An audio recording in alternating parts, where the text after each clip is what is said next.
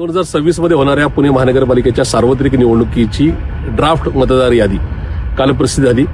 या यादीने पुणे महानगरपालिकेच्या निवडणूक शाखेचे एकूण वाभाडे या ठिकाणी काढलेले आहेत। त्याचं कारण आहे, या मतदार यादीची एकूणच 1 प्रभाग ते 41 पर्यंत जर या ठिकाणी पूर्ण पोलखोल करायचा जर प्रयत्न केला तर एका प्रभागामध्ये 7 वेगवेगळ्या प्रभागांची नावं या त्या ठिकाणी आलेत किंवा एकाच प्रभागातील 7 प्रभागांची नावं दुसरीकडे गेलेत।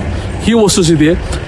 मान्य आयुक्त तथा या निवडणुकीचे प्रमुख महापालिकेचे प्रशासक सन्मान्य नवल किशोर राम यांनीच खुद्द कबूल केले की तब्बल 3 लाख नावं ही या ठिकाणी दुबार आहेत आणि ती काढली जाणार नाही। अशा प्रकारचं एक सरप्राइझिंग त्यांनी नाही का जे काय उत्तर दिलंय ते निश्चित आश्चर्यकारक तर आहेच, पण धक्कादायक जास्त आहे। त्याचं कारण आहे की यंत्रणा तुमच्या ताब्यात आहे, याद्या फोडणं, एडिट करणं, डिलीट करणं, ह्या सगळ्या गोष्टी आहेत। तुम्ही निवडणूक प्रमुख म्हणून त्या ठिकाणी राज्य निवडणूक आयोगाला आणि गरज पडली तर केंद्रीय निवडणूक आयोगाला पत्र देऊ शकता की अशा प्रकारचा वाद जो देशभर चालू आहे तो आमच्या समोर आहे आणि आमच्याच नाही का त्या ठिकाणी सॉफ्टवेअरला दिसतं की 3 लाख नावं ही दुबार आहेत। असं असताना ती डिलीट केली जात नाहीत। एका प्रभागात 8 किलोमीटरच्या दूर असणाऱ्या प्रभागांमध्ये नावं येतात।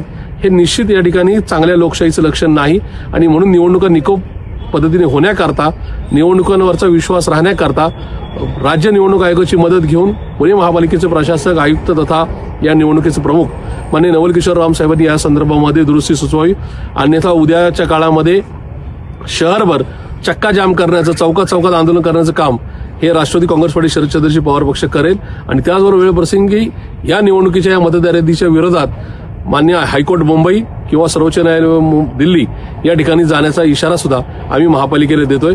या ठिकाणी पुढील 2 दिवसात ही दुरुस्ती करण्याच्या संदर्भातली जर हालचाल महापालिकेने केली नाही तर मात्र सर्व पक्ष उठाव झाल्याचं या महापालिकेला आणि राज्य सरकारला नक्की दिसेल।